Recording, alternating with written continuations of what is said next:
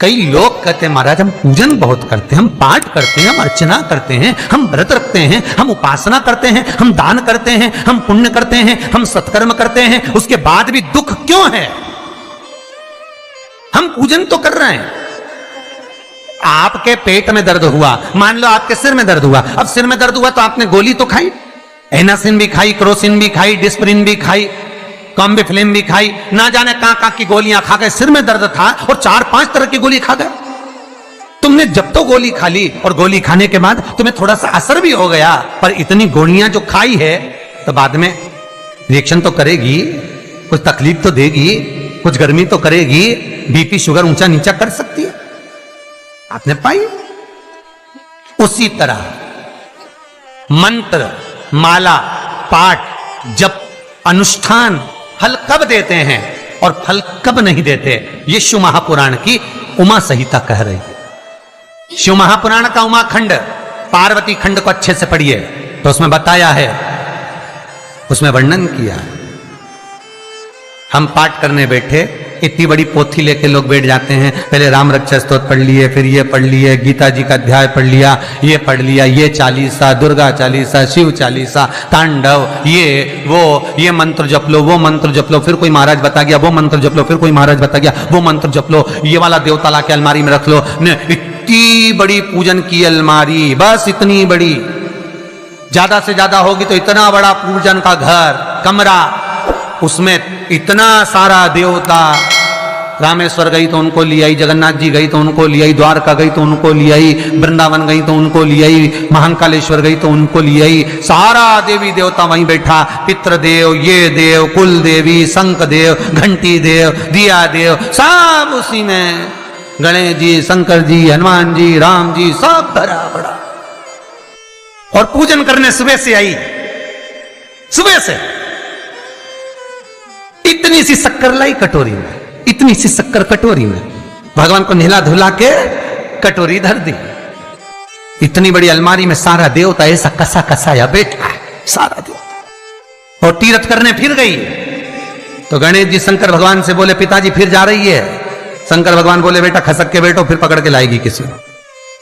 खसक के बैठ, फिर लाएगी किसी, फिर ले आई, फिर रख दिया।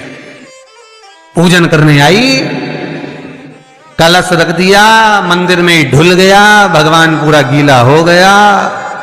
गणेश जी शंकर जी से बोले, पिताजी पूरा गीला करके चली गई। शंकर भगवान बोले, बेटा तो कल ही आएगी, दिया लगा के गई, अब तो गीले में बैठो, अब नहीं आने वाली, कल।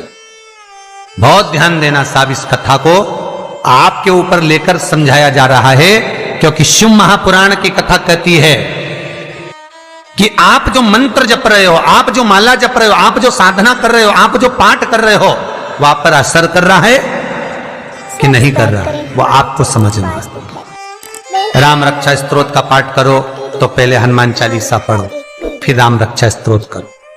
शिव चालीसा, दुर्गा चालीसा, गणेश चालीसा, हनुमान चालीसा, गायत्री चालीसा, इन 4-5 चालीसा को एक साथ कभी नहीं पढ़ना। एक चालीसा यदि आपने पढ़ ली है शुरू में, तो पाठ पूरा होने के बाद जब उठने की तैयारी हो तब दूसरी चालीसा पढ़ दो, बाकी की चालीसा भले आप बाद में पढ़ दो, पर एक साथ 4 चालीसा का पाठ नहीं होना चाहिए।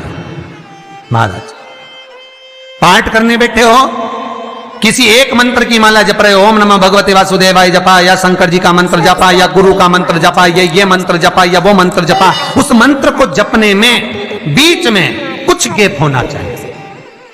एक साथ रट्टा मार पे ओम नमः भगवते, ओम नमः भगवते, श्रीमन्नारायण श्रीमन्नारायण, ओम नमः शिवाय, ओम नमः शिवाय, फिर ये जप लो, वो जप लो, और पूरा पाठ सपाट सब खलास, वो श्रेष्ठ नहीं।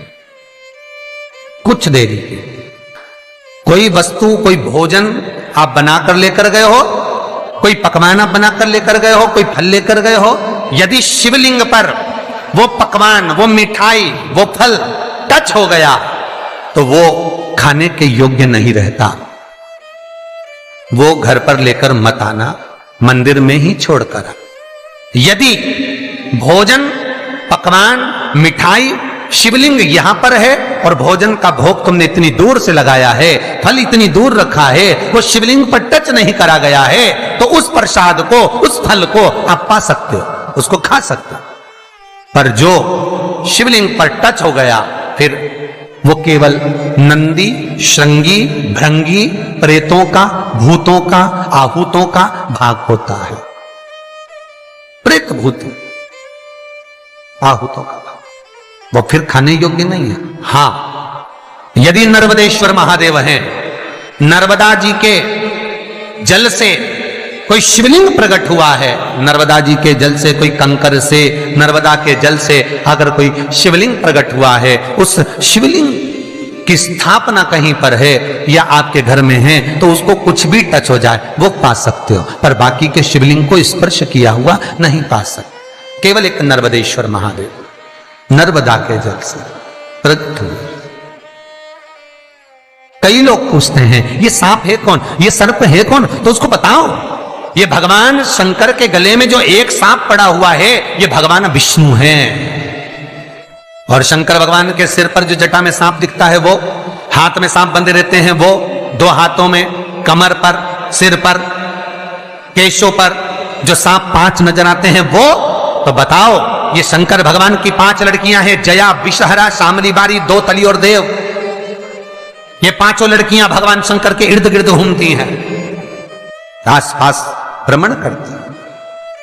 सभी ये शिव की बेटियां भगवान शंकर के साथ भ्रमण करती हैं।